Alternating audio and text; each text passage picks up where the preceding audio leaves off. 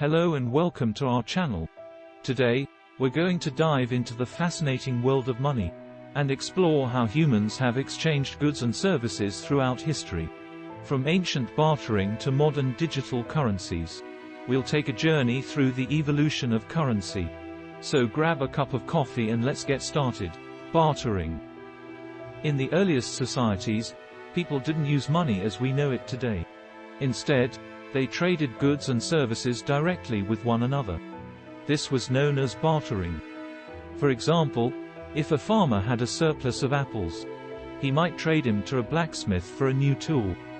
While this system worked well in small, tight-knit communities, it had its limitations. Imagine trying to barter for something you really wanted, like a new piece of jewelry, but having nothing that the jewelry maker wanted in return. That's where money comes in.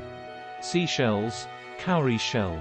Seashells have been used as a form of currency for centuries in various cultures around the world. The most famous example is the cowrie shell, which was widely used in Africa, Asia, and the Pacific Islands.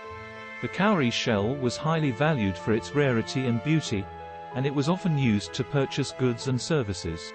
In many cultures, different types of shells were used as a medium of exchange, including conch shells and pearl shells. In some cases, shells were even used as a unit of measurement, with a certain number of shells equivalent to a specific amount of goods or services. Seashells also held a symbolic value for many cultures. They were often seen as a symbol of wealth and status, and owning a large number of shells was a sign of prosperity. In some cultures, shells were even used in religious ceremonies, and were believed to have spiritual or magical powers. Metal currency. To overcome the limitations of bartering, people began using metal coins as a medium of exchange. These coins could be easily transported and standardized in value, which made them much more convenient than bartering. The first metal coins were made of gold and silver, which were rare and valuable metals. However, as these metals became scarce, people began using other metals like copper and bronze.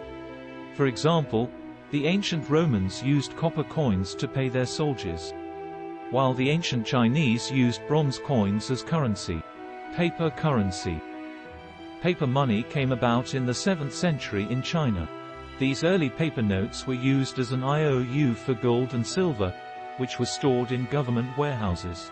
The idea of paper money soon spread to other countries, and by the 20th century, most countries were using paper currency as their primary form of money.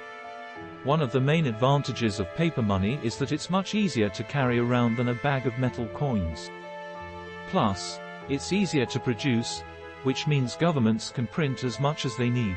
However, paper money is also vulnerable to inflation, which is when the value of money decreases over time. Digital currency. In recent years, we've seen the rise of digital currencies like Bitcoin. These currencies use blockchain technology to create a decentralized, secure way to transfer value. Unlike traditional currencies, which are controlled by governments or banks, digital currencies are decentralized, meaning they're not controlled by any single entity. This makes them potentially more secure and resistant to fraud. While still in its early stages, digital currencies have the potential to revolutionize the way we think about money. Conclusion. And that brings us to the end of our journey through the history of money. It's amazing to think about how far we've come from simple bartering to the sophisticated financial systems we have today. Thanks for watching, and be sure to subscribe for more informative videos like this one.